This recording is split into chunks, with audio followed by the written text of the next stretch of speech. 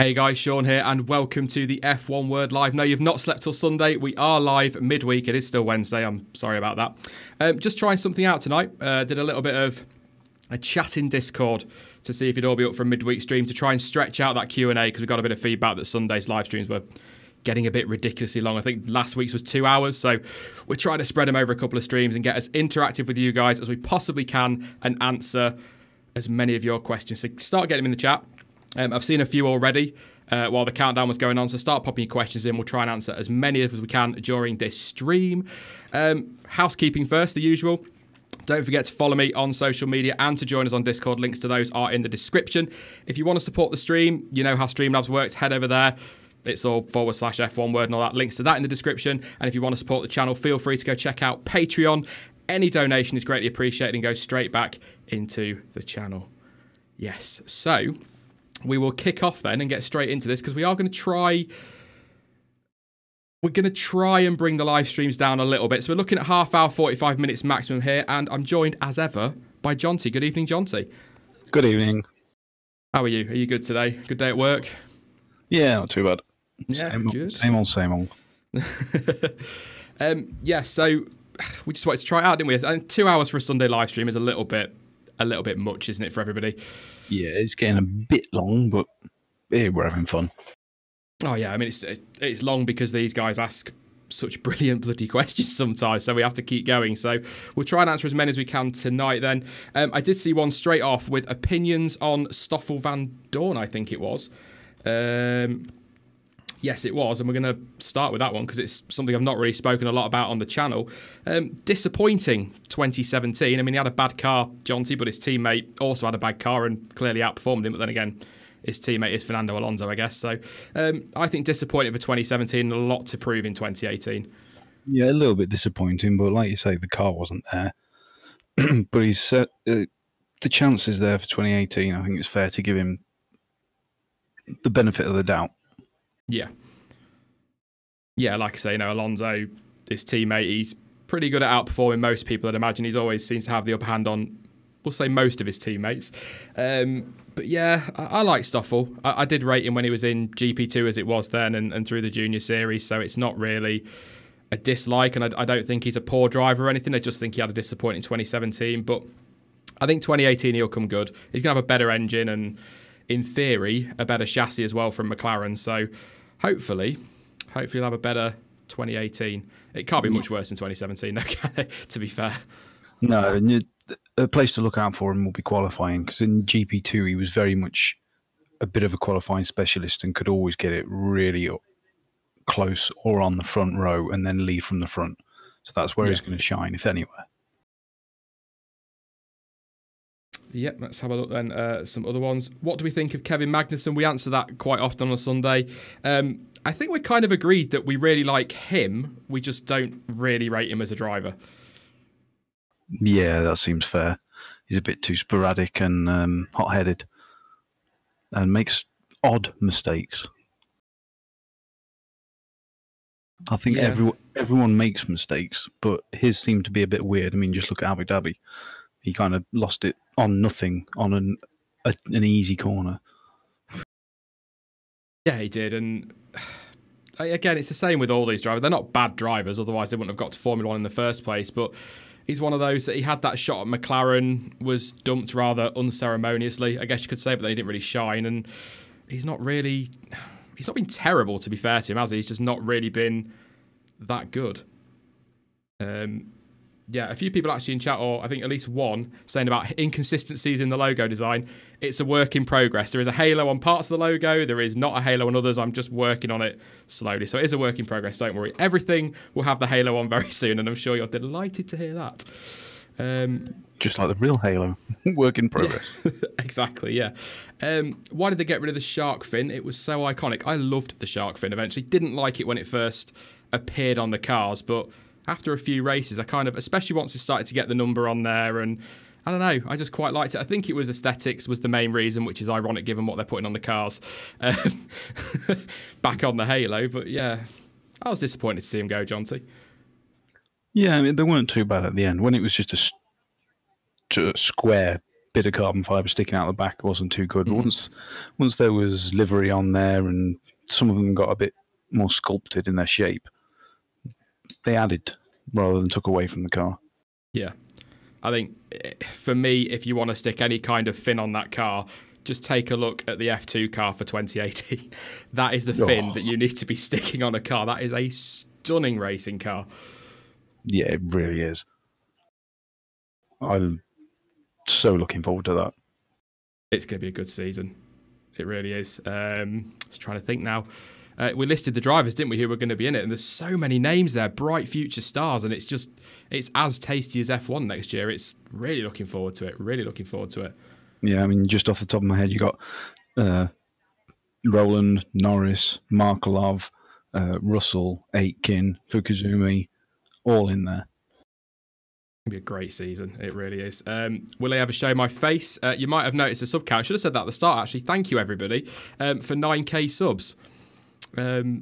Yeah, still don't quite believe it. I don't think any of us really do, but around 1,000 subs time, and I will do a face reveal and a big Q&A thing, so don't worry, it will come eventually. I don't know why you want to see it, because, yeah, but at the end of the day, that is what I've said, 10k, and that's a promise, so yeah, I'm looking forward to that. Looking forward to that, honest. Do you think Pascal Wehrlein will get a shot for the Mercedes FE seat when they go to Formula E? I'll let you start with that one, Jonty. When Mercedes come into it, then he would definitely be top of the list. Yeah, a couple in the comments to the Wehrlein video that went up yesterday actually said about Formula E. I'd never really considered it. If I'm being honest, I kind of forgotten Mercedes were going to Formula E, but it's another option for him. As I said in the video, though, it's not the best option. No. I mean, there is the Mercedes reserve role for him next season or this coming season, and that's fine, but I'd rather see him racing somewhere and just showing teams what he's still got. Reserve drivers, it's very hard to judge them in many ways, isn't it? Certainly as an outsider. The teams have all the data, but obviously we don't get to see too much with that's regard true. to that. Do you think that Sauber, now Alfa Romeo Sauber, with an equal tier Ferrari engine will be able to perform better this year than in previous years? That comes from Jonathan Davis. I will start saying your name. Sorry about that. They'll be better anyway, won't they? I think if they can get a half-decent chassis and develop that properly through the season, then on par with Haas for 2018 and then maybe beyond in 2019. Yeah, I mean, they'll certainly be improving. And we saw the difference that the engine made for Ferrari themselves.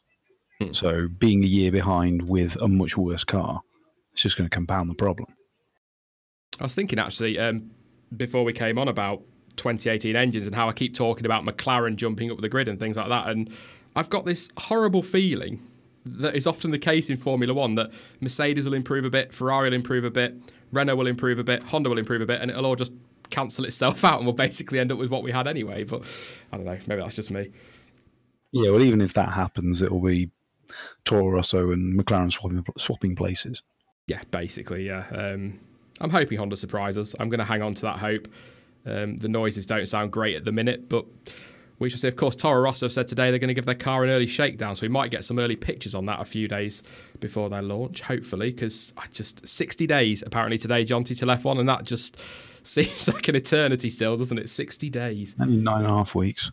Oh, God. It also means that 60 days today I'm going to be an even older man than I was. So, yeah. The road to 40. No, let's not go down that road. No offence, racing. I'm sure 40 is great. But do you think Fernando can go big this season? Asks. I'm going to get it wrong, but Glorgus 1? Sorry, I can't see, my screen's a bit small, but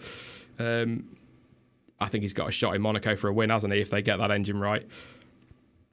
Yeah, definitely. Any of the twisty tracks. Monaco, Hungary, Singapore. Yeah, I'm just trying to think if there's anywhere.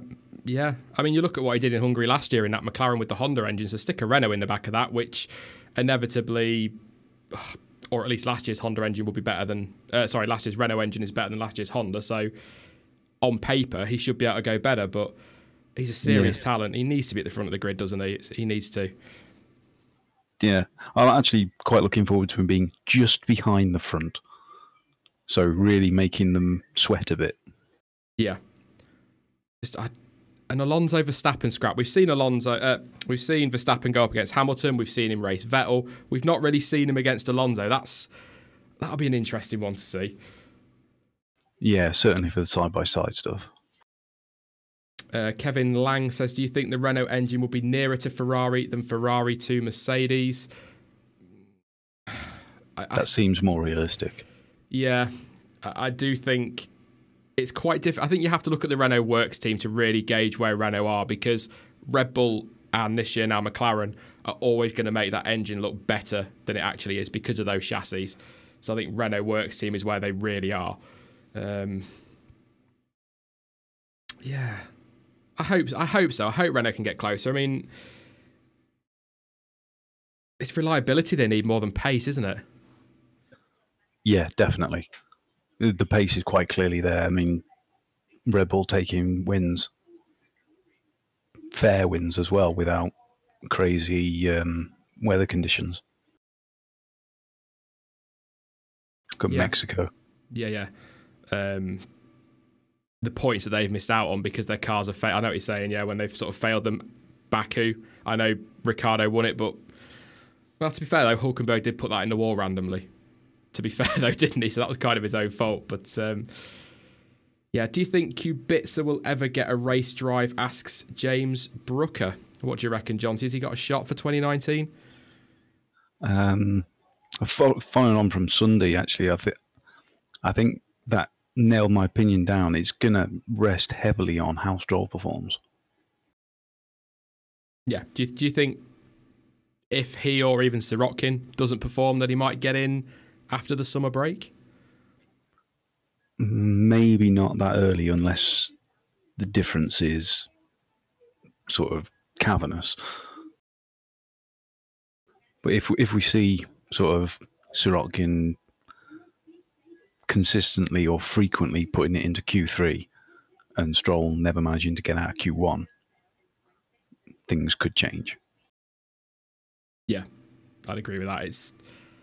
I don't know. I read some comments and I've read some stuff. Does Stroll actually own, or do his backers own a little bit of Williams now, or is that just speculation? Like Ericsson's backers own Sauber, so whatever he does, he's got a seat.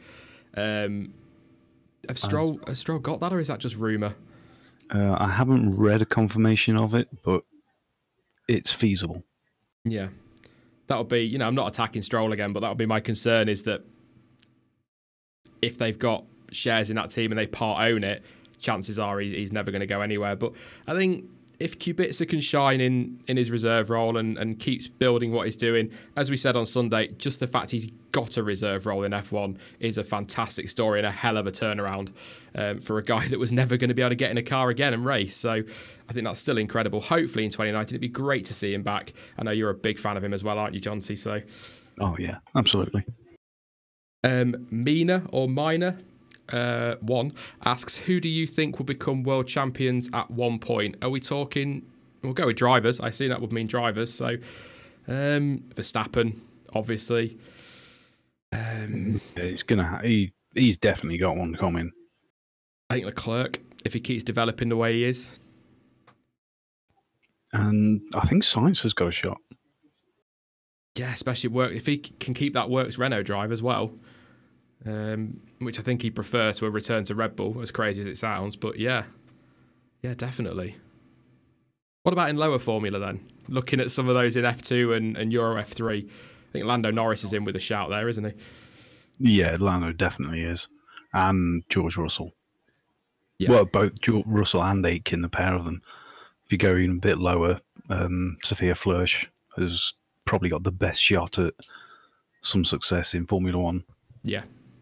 Hopefully, we've said it the last few weeks. We need some women in Formula One, don't we? It's been 92. Is it 92? It was last one. 2 or 3. Yeah, can't remember which. But even before thinking about it, but yeah, anyway, it's somewhere early 90s anyway. Since we've had a female Formula One driver, Maria Di Vallota, of course, she was in with a shot, but there's just not enough. There's not enough in the paddock because there's not enough in the pit lane. There's certainly not enough behind the wheel. So hopefully That'll turn around. Which car are you most looking forward to seeing? That's the Kincognito. Wicked name. I'm really looking forward to seeing the Red Bull. I do every year, to be honest. Yeah, Red Bull's always one to look forward to, just because it's the case of what's sneaky new he pulled out this time. Yeah. I think I was quite excited about the McLaren last year because they're obviously changing livery. Some talk this year that they're now going to go back to red and white rather than orange and black. So I'm in a little way kind of looking forward to that. So that's something that's come out. Or I read today on Twitter, I think they shared a video, didn't they, to announce their reveal, and all the pictures were red and white cars. So I think that's got people chittering. Yeah, I'm quite looking forward. Last few years I've been quite looking forward to the Force India as well, because they seem to try something different around the nose. Yeah. Yeah, I'm not a fan of those nostrils, though. I'll say that. It looks a bit odd, but yeah, seems to work. George asks, could Kimi be this season's surprise? I actually said in reply to a comment on my last video, actually, that because the pressure's on from the outset this year, he's probably going to perform, because when he's under pressure from Ferrari, he seems to deliver. The one thing Ferrari need to not do is give him a contract before the end of the season, because then he'll perform for the whole season and then earn that contract at the end. Bottas was a little bit like that in 2017. I don't know. It's quite weird. They got offered a contract and all of a sudden fell away. So, yeah, I just don't think he's got the passion for it anymore. It's a job now. Yeah. If that makes any sense. Racing asks, how do you feel about potential Copenhagen and Vietnam races? Depends on what they were planning for Vietnam. Copenhagen, no. It's another street circuit. Mm. It'd be nice to get a race in that region. Because it's an area that seems, when you consider the number of drivers that have come from in and around there, and some of the young talent out there from there as well, it would be, it's kind of wrong. We've never had a race there, really, isn't it? It doesn't. I'd love to see a Finnish Grand Prix, though. I will say that. Yeah, somewhere further north, get some cold temperatures. That makes it. We've got boiling hot places. We've got very wet and humid places. And with Mexico back, we've got high altitude, lack of oxygen places, but we haven't really got anywhere that gets cold. I mean, Canada would be if it was a different time of year. Yeah. And if we can get Finland, right time of year, bit of snow, get some snow tyres on, we'd get pretty entertaining race, I think, wouldn't we? That'd be all right. I'd take that. Don't think the teams would fancy it, to be honest, but... And don't give them ideas. They're still thinking about burning sprinklers. Leon, adding to that, actually says, what do you guys think of Zandvoort returning? I'd love to see Zandvoort back. They're going to have the following over there with Max, aren't they? So it'd be pretty awesome. Yeah, that's definitely one of the ones I'd like to see come back from the European races. I've actually been finding a few more. You got the Dijon track, which is run as both the French and the Swiss Grand Prix. Yeah. Bit weird. Just seen a comment from Zach, who's leaving. I think he was having some issues with the stream. Sorry, mate. I think everything's all right. Our end, it looks like you've got a Virgin Media problem. So, sorry, mate. Would have been nice to have you along, but hopefully you'll get it sorted for Sunday. So, we'll be all right there. Perrin, what do you think is Ricciardo going to be faster than Max in 2018? No. I'm going to say no. It's going to be flipping close again, but no. I would say yes, unless there's a lot of overtaking involved. Yeah. I think Max has just got the edge on that.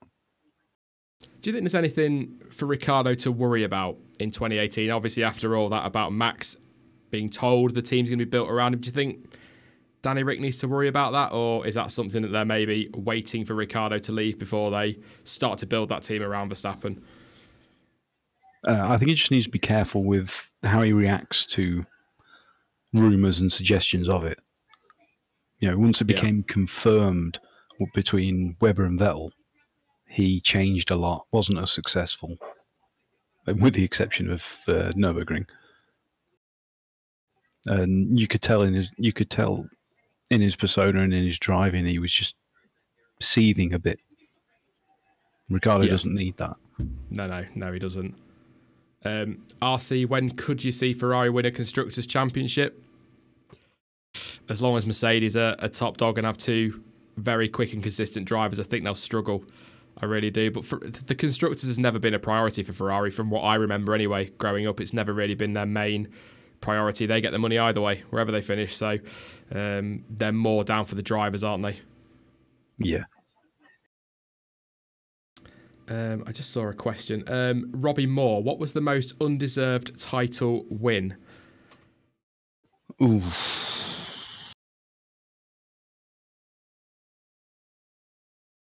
That is a tough one, isn't it?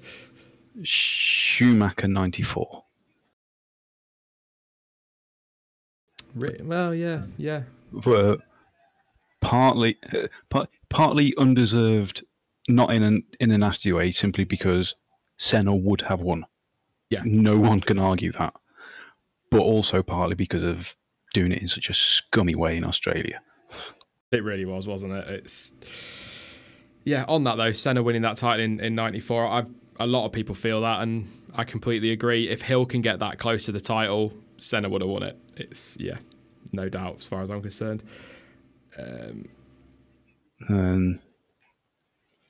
Yeah, I would agree on Prost in the 80s, but they kind of sorted that out between them because they did it right back to him the year after. So that cancels each other out. Yeah, 6 of one, half a dozen of the other in the end, wasn't it? Jonathan Davis, another question. Do you think that Abu Dhabi should be the final race of the season, with some drivers and fans having thought the race to be really boring? It was dull as dishwater and such a miserable end to what had been an all-right season. Or I think it was an all-right season. We've seen worse. No, that should be Brazil for me. Or Japan. Yeah. Any classic circuit. Yeah. Brazil, Japan, Australia. Just those three, to be honest. Yeah. I think the great thing about Brazil and I guess to some extent Japan is the changeable weather, the randomness of it that adds to that title fight at the end, doesn't it? When you've got that scrap, you look at 2012. I mean, what a finale that was. Vettel smashed out down at turn 4 and championship's over, and he comes back and does it. Wet chaos, Hulkenberg nearly winning, Hamilton. That's what you want. That's a finale, not off they go and there you go, they're finished. Yeah. Basically, wasn't it? I mean, nothing really happened in that race. Yeah, good point. Schumacher also believes Senna would have won. He did say he dedicated that title to him as well, didn't he? Yeah. Yeah, which is fair enough. Bloomy asks, do you think Kobayashi, Jev, Buemi, etc. are still good enough to be in Formula 1? Jev, certainly. Buemi, most likely. Kobayashi, entertainment, yeah.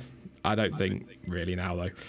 Yeah, for entertainment value, I did enjoy watching Kobayashi. And one missing from that list, Bourdais. Yes. Yeah. Do you think, actually, just a random one from me now, John T again, had Bourdais not have stalled in Monza in 2008, would we have looked at him differently as a driver? Because he was on for a podium that day. He started 4th on the grid. Vettel won that race, obviously, in the same car. Yeah. That can be put down to experience, nerves. Yeah. Quite easily. They had no right being up there to begin with. They'd set the car up perfectly just for straight line and gambled on the weather. That was a great race, wasn't it? It really was. It was. No, I think I'd have seen him the same. I think I can accept that it was just nerves. Tony the guitarist says, what if Leclerc will disappoint? Will he end up like Wehrlein? I don't think he'll I just can't see him disappointing. I hope I'm wrong. I hope we're not all piling massive pressure on him with it, but I can't see him disappointing. Nah, he will be good. If he isn't, we'll all be surprised. Yeah. And it will raise a lot of questions about the quality of the rest of the field in F2. Well, yeah, I mean, to beat that depth of field as well, it's incredible. But I guess to answer the question, yeah, if he disappoints, he probably will end up as Wehrlein, because apparently drivers just keep getting thrown by the wayside that shouldn't be. But I think he'll do all right. I think he'll be fine. I think his pressure's off a little bit in his first season as well, isn't it? So, well, there's one. Harrison Duncan. Yeah, that's the one. Yeah, I thought you'd spot that one. Who is the greatest driver to never win a race? I need a minute. Honestly, Martin Brundle. He was a genuinely good driver. He had a bit of bad luck with the accident, making it hard to brake. Yeah. And he had a win in Phoenix, I believe, snatched away from him by none other than Ayrton Senna, sort of a couple of laps from the end. I think, I can't really... trying to think through the 90s, sort of growing up and trying to think if there was a really great driver who never won a race. I mean, it's it's kind of unbelievable that Hakkinen took so long. Really, when you look at his talent, but yeah, and we can't say Lacey because he did manage to get one. Yeah, he did. Yeah, Berger as well. One, of course. There was another one I was thinking, but yeah, I'd go with Brundle. I think you're right because he's very unlucky with his accident. He would have been. He was tipped as a future champion, wasn't he, when he first came to the sport? Yeah. So, and you know, he went toe to toe with Schumacher as well. He was not a million miles away from him, that Benetton. Yeah. Yeah, I could agree. Yeah, and there is a shout on.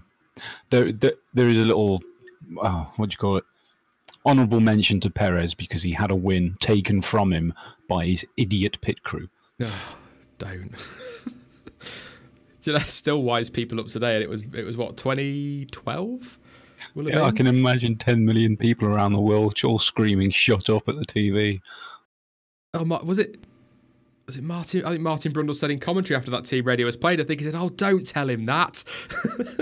It's like the last thing he needs, and then he went straight off, didn't he? And yeah.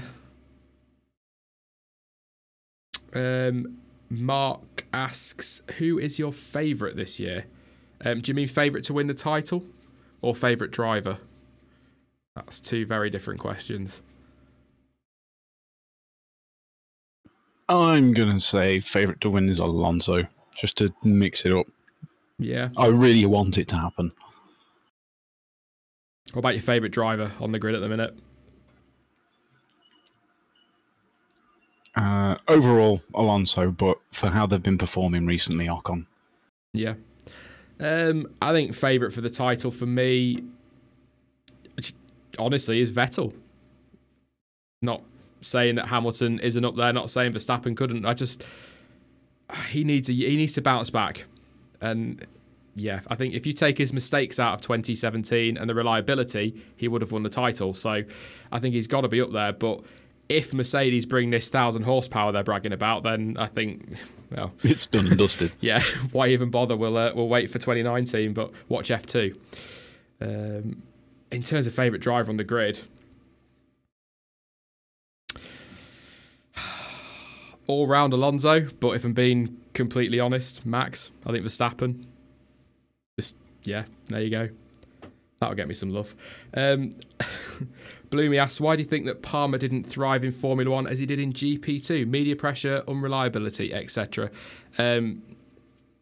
Partly. Yeah. Was the field as good when he won it as well in GP2? No, it really wasn't. His closest competition was another British driver called Jordan King, and he was nowhere. Yeah. Yeah, I think he was on the back foot a little bit as soon as he came into the sport with the media, wasn't he? If we're being honest about Jolyon Palmer. Yeah, I mean, there was a lot of hype. Purely because of his dad was in it. And all those, was it a year or two at Lotus as reserve driver, and people were talking about him then, and he's going to be brilliant, and then he came in and people were criticising him, and that was it, really. I just don't think he was really given a chance. Gibbo, is Bottas just another Heikki Kovalainen? I mean, not that Kovalainen's a bad driver, but I think Bottas is better than that, to be honest. Yeah, Bottas is better than that, but I still don't rate him as highly as a lot of the rest of the grid.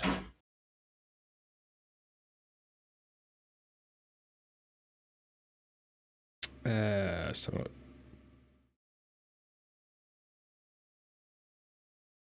No, that's, yeah. Nikosi, I think that is. Nikosi McRae. What do you think about the claimed improvements of engine sound and the new engine rules? It needs to be louder. I think we can all agree on that. The new engine rules, they're all right. Yeah. It's just going to be another penalty fest. Yeah. Yeah, I was thinking 2021 for some reason in my head, but yeah, the 3 engines per team is pointless. I mean, we could maybe open a book now and start talking about how many engines Honda are going to use in 2018, but I can guarantee you it's more than 3. Same with Renault. Probably stick a 0 on the end of it for Honda as well. So ridiculous, absolutely ridiculous. And yeah, it's going to be a mess unless they all prove us wrong and make something reliable. Rasmus EK says 3 questions: 2018 title contenders, Swedish Grand Prix, and thoughts on Ronnie Peterson. Hamilton, Vettel, Swedish Grand Prix, yes, because they do have a couple of great tracks. And Ronnie Peterson, tragic waste. Yeah. He was a great driver, and that title should have been his. But there was team orders in for decided that Mario Andretti was going to get it, even though he wasn't as good. Yeah, I'd agree with all of that. I'd probably, in the title contenders, I'd probably throw Verstappen in there if Renault can deliver a half-decent engine that doesn't blow up every other week. So, but yeah, I'd echo everything you said there on Ronnie Peterson. Bloomy, Felipe Nasr as well. Good in GP2, but never quite good enough in Formula 1. I'd agree with that. A bad driver. I didn't rate him quite as highly in GP2. There were a lot of other drivers who were much better than him. But they kind of went different directions. We mentioned one on Sunday, Mitch Evans. Yes, yeah. Alex Clark Thompson, most unfairly treated driver by their team. He says Massa. Massa's a fair shout. Yeah. After Schumacher had gone, it was his turn. I'd feel a bit hard done by. Yeah. But most unfairly treated by their team, Nelson Piquet Jr. Actually, yeah, that's a very good point. Actually, yeah. I was thinking around the Ferrari dominance with Barrichello and Irvine, but I mean, Irvine had a crack at the title in '99. But yeah, definitely. It's a wonder they're still in F1. Yeah, there you go. Mark asks, what do you think? How will the new tyres influence this year? Will drivers struggle to save these softer compounds? I hope so. We need more pit stops. Yeah, absolutely. It's going to make the fast teams have to think a bit more, and it's going to make those drivers who have got a knack of making tyres last, it'll give them an extra chance. Yeah. The Hypersofts are a qualifying tyre for me, and the super hards will never get used. Yeah, but I mean, we've seen many times in the past people like Grosjean and Perez. They've really got a knack for stretching the tyres out. Yeah, they always. I think he did in the Sauber, didn't he? As well, he was brilliant at that. Perez in his earlier years. Now they're all softer. That's a good chance for it. Keke Peters, what would you like to see for the 2021 engine rules? Louder engines, more engines. Well, if all restrictions were off, V10s. But if we're building it around what we have, I think the idea they've come up with is fine, but I'd want them louder. I'd want a lot more power. I think I'd get rid of KERS as well, but it's just me. Yeah. This year's F2 engine is actually a hint of a way they could go, because they've gone a V6 turbo from the V8, but it's a 3.4 litre V6. So it's still got some proper combustion grunt to make the noise. I probably mentioned it when Silverstone in 2016. The GP2 engines were louder than the F1 engines. I was not expecting that. Quite a lot louder as well, so that needs to be sorted. They said they're on it, but they said they're on it a couple of years ago and they never really did anything with it. James Brooker, where do you see Force India finishing next season? Will they improve on 2017? If I'm picking where I want them to finish, I want them to finish fourth again. Because I think with what they do with a small budget, it's just incredible, really, when you compare what some teams with bigger budgets do. I think they do a brilliant job, but I just think McLaren are going to edge it. I really do. Yeah. Yeah, if that Renault works, fourth or third is McLaren's. Yeah. Force India will probably be fifth. P Run says, what is your favourite F1 team of all time? Go on then, Jonty. Jordan. Yeah.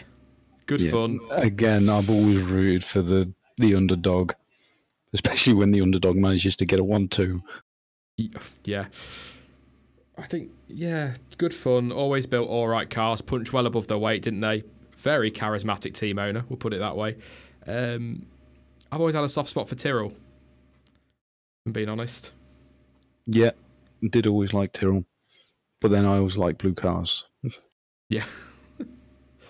Thinking back to it was 98, 19... No, it was 98 because I was sold to BAR in 99, but even the 98 Tyrrell to look at was pretty stunning. It wasn't quick, but with Harvey Postlethwaite on board, they came up with such a nice car. It looked so good. That's what they were good at. Yeah, every time. Bloomy, I guess we've kind of covered it in a way. What are your thoughts on the proposed New York Grand Prix? Stunning backdrop, terrible track because it's a street circuit and they're not going to... We want more proper tracks. That's what we want. That's what we want. So, yeah, if they're going to insist on a street track in America, make it San Francisco. Yeah. F1 bullet. That'd be insane. Callum Fielding, do you think F1 has become too predictable? A little bit, I think, for me. Yeah, it has, but I suppose the beauty is it can still throw up those surprises. Yeah.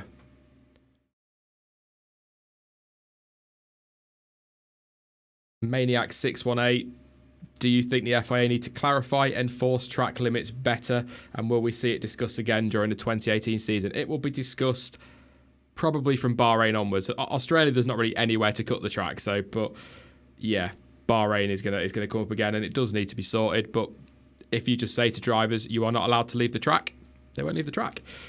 Yeah. Simple as that. Yeah, we've said it before. Yep. They do it on street circuits where there is no white line, it's just a wall. Exactly, yeah. Subi fan says Minardi. They always tried. Everyone had a soft spot for Minardi, didn't they? Oh, yeah, absolutely. And again, it was an underdog who managed to pull miraculous things out of the bag. Look at Webber's debut. Yeah, Alonso, cracking driving that Minardi as well, didn't he? Yeah.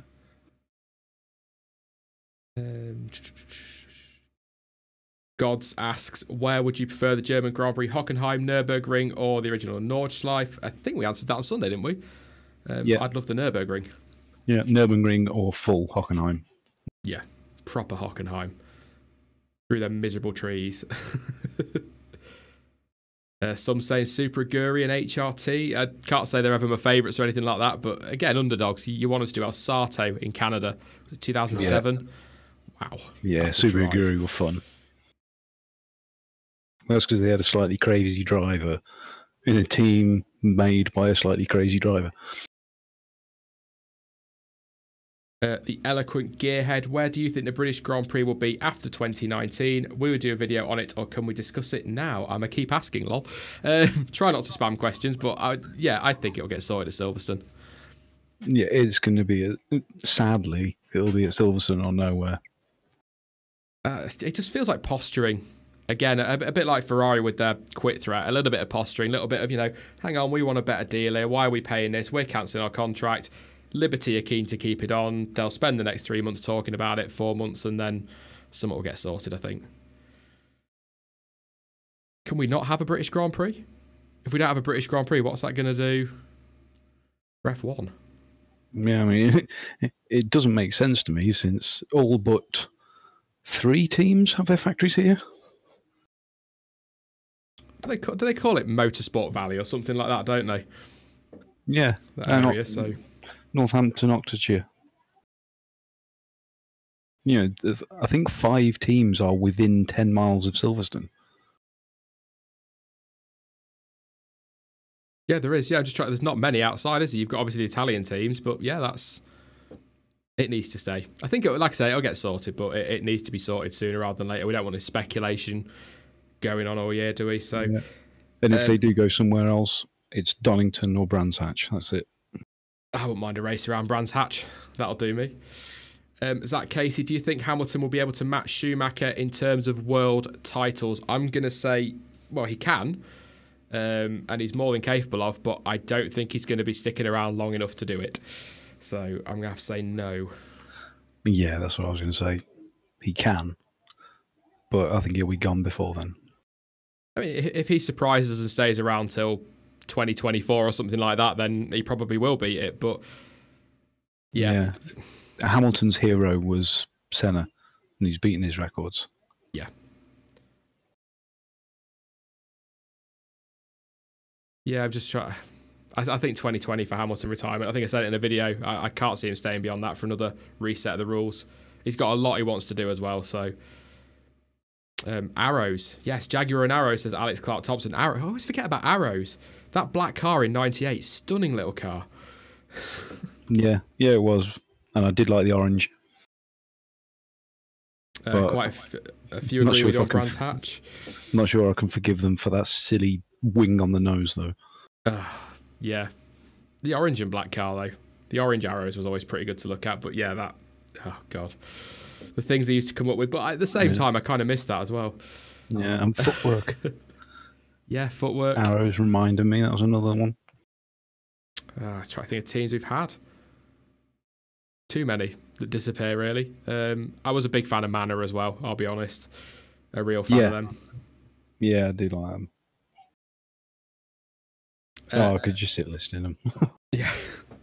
Mark says, do you think that the Halo will be replaced with something else in the future? I think they're committed to changing it and that it's just a stepping stone for now.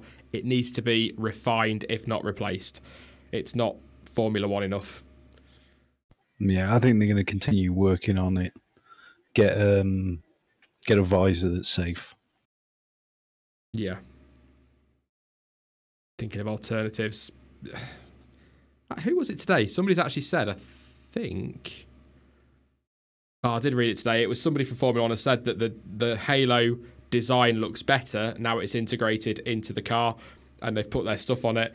I will believe it when I see it.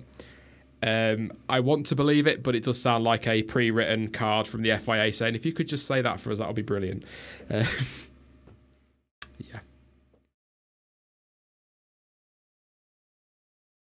Actually, Bloomy, do you think any of the elite NASCAR drivers are good enough for Formula One? For example, Jimmy Johnson.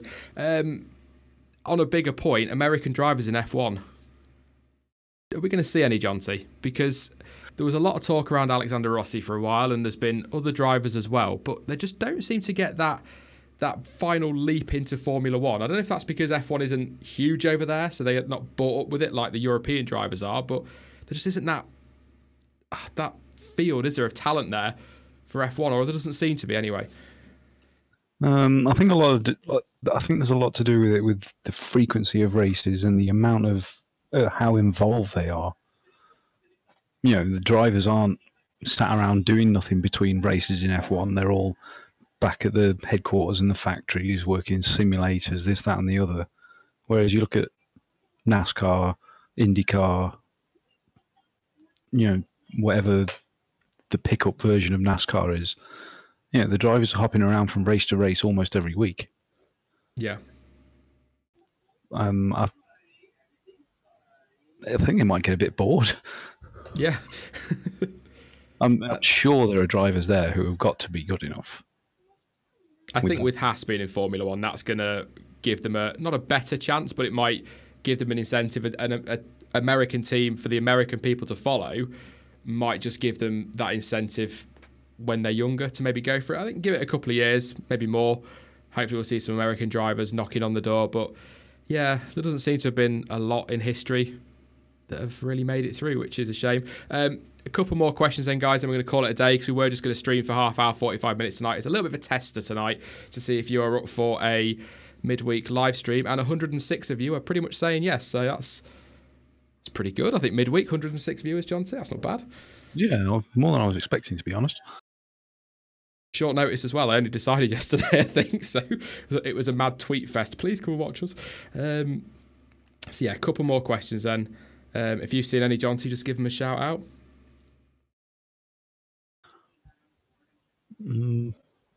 I keep looking. Chris Smith, good point. Open wheel is not popular in America at the moment anyway. Yeah. Is it a bit of a NASCAR, isn't it, over there and things like that? But I think Indy's pretty good, though. IndyCar's all right. Yeah, Indy always seems to do well. But they're kind of closing off the wheels quite a lot. I think this year will be a big year for them because that new car they've unveiled is stunning. It is. Looks like a bit of a throwback as well. Yeah, it's back to the Alonso years. Alonso Junior, sorry, I'm not old enough for Alonso.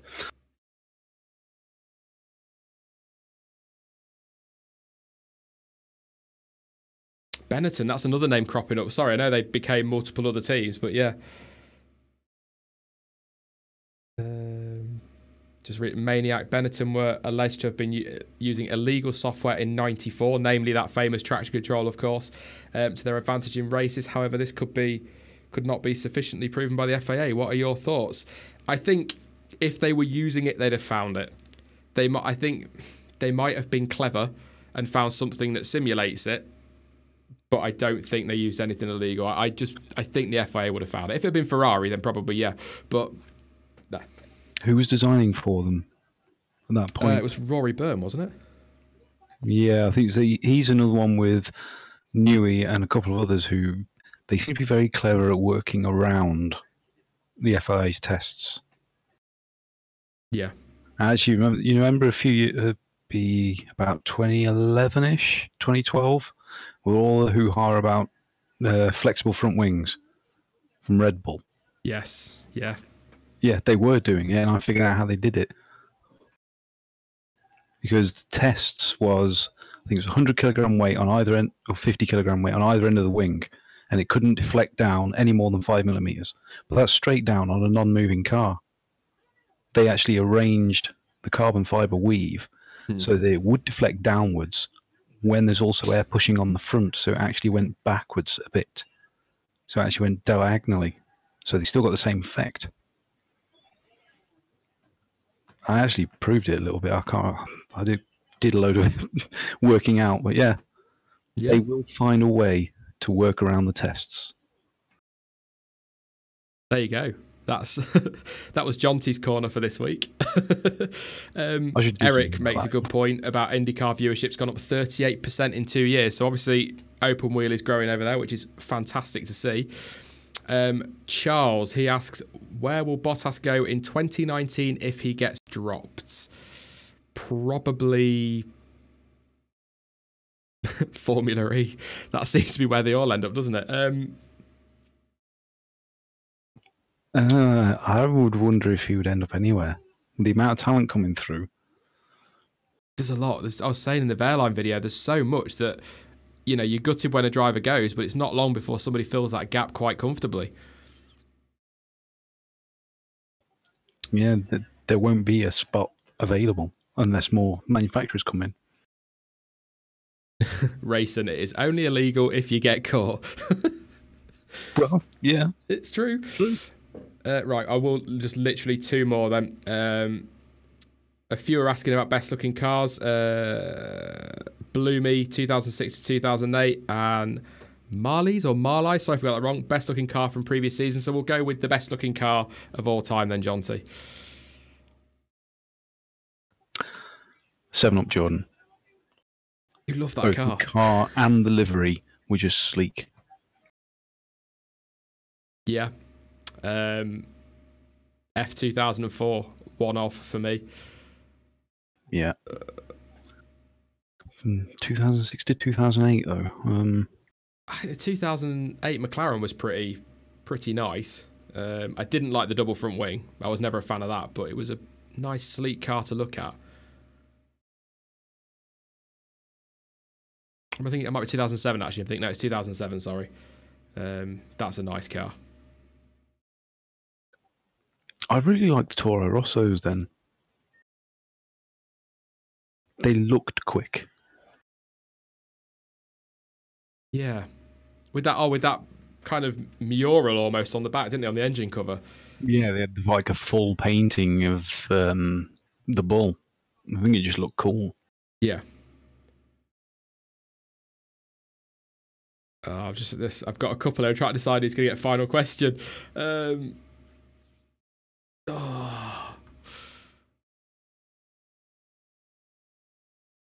Right, I'm going to go for it. Andrew Kermode. Which 2018 driver lineup is the weakest? He's suggested Williams or Toro Rosso. Say they're on a par. I think both lineups are difficult to judge in some ways. I mean, Toro Rosso boys didn't come in till quite late on, so we've not really seen them. And I must be honest, I don't know enough about Hartley. No. I know he's a good driver, a very quick guy, but yeah. Okay, if we push them aside then, let's expand that question very, very slightly. Push them aside. No Williams and Toro Rosso on the grid. Weakest lineup. Sorry, John T.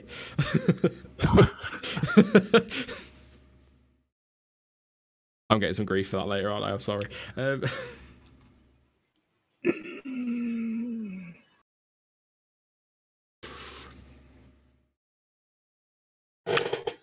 I'll go the other way. I'll say the strongest is Red Bull, because all of the others have got a weakness. Bottas, Raikkonen, if you look at 2017, Perez with his behaviour last year, Ericsson, Van Dorn, they're all a weaker side. Yeah, but like you say, they've all got a Red Bull, they're both good. And Renault, actually. It's a stupid question to ask, really, because there isn't an answer, I guess, is there? Yeah. Sorry for that, John T. Just put you on the spot. I'd agree with you. I think the best lineup on the grid as a whole team is Verstappen and Ricciardo. I think Red Bull have got it. If they can keep that, they're looking good, but I don't think they will keep that. If I'm being honest. One bit of news, actually, that's been around the last couple of days, just before we fly off. Obviously, Force India are talking about a name change. Rumour is that they're going to be renaming just before they launch the car. So that's been sorted. I don't know what it is. The suggestion is still it could be Force 1, even though they've been told no by F1. But what would you call Force India? Just Force? Force Racing? Force F1?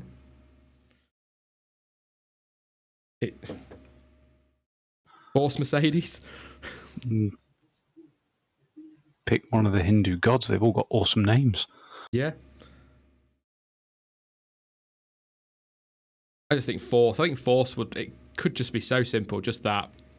I think Force would be great. Force Racing. If I was to give them any name, I'd probably give them Jaguar or something like that, or just Aston Martin. I don't know. That was a deal that was supposed to go through, but never happened. Wasn't it? Aston Martin Force India. They should go with just the Pink Panthers. Force Pink Panther. Or just the Pink Panthers.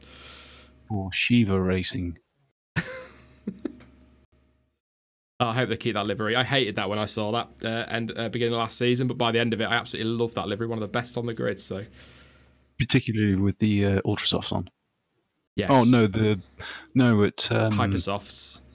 At COTA when they did the what colour the Hypersofts are. Of course they did, yeah. Oh yeah, and Eric makes a point as well. Yeah, I forgot about that one. Paddy Lowe has said that Robert Kubica could be given a seat in 2019. Like I said earlier, hopefully he'll be able to get a seat in F1 and prove himself as a reserve driver. But I guess we'll just have to wait and see whether that's to soften the blow by Paddy I don't know, but we shall see. As ever, John T, first ever midweek stream, but as ever, thank you for coming along and joining me for this. I know you've been at work all day, but I think that was a fairly successful trial. I think it went okay. Yeah, it seems to be. People seem to like it. And a lot of positive notes from the US because they don't really get anything like this. So yeah, thanks for watching. Thanks for coming along. It's great to have a audience from all over. So if you guys have enjoyed it, if you're watching this on the replay, pop it in the comments and let us know if you'd like us to carry on. Let us know in chat now while we're still online if you would like us to do this. I don't know about weekly in the winter. It might end up being a fortnightly thing, but we'll see how we do. But certainly in the season, you're going to get a lot more live streams anyway. We've got plans, haven't we, John T? So we're working on it. 60 days to go. The countdown begin. Yeah, it counted down. Well, the countdown started straight after Abu Dhabi for me. Thank you, John T. And I will, if not before, I'm sure I will, but if not before, we'll talk to you on Sunday. Yep. See you all guys later. Cheers, John T. Bye-bye. Yep, thanks to John T once again, and thank you to you for coming along. It's been fantastic. Like I say, just a little bit of a trial this week. Hopefully you've enjoyed it. It's a great chance to sit and really get chatting with you all and answer your questions on a stream that isn't 2-3 hours long. So there you go. It's great. I will be back soon with more content, but in the meantime, of course, don't forget to follow me on social media. Links to Twitter, Facebook, Discord, Patreon, Spreadshirt, you name it, the links are all in there. They're all in the description down below. But as ever, thank you for watching. I've been Sean. This has been the F1 Word, and until next time, goodbye.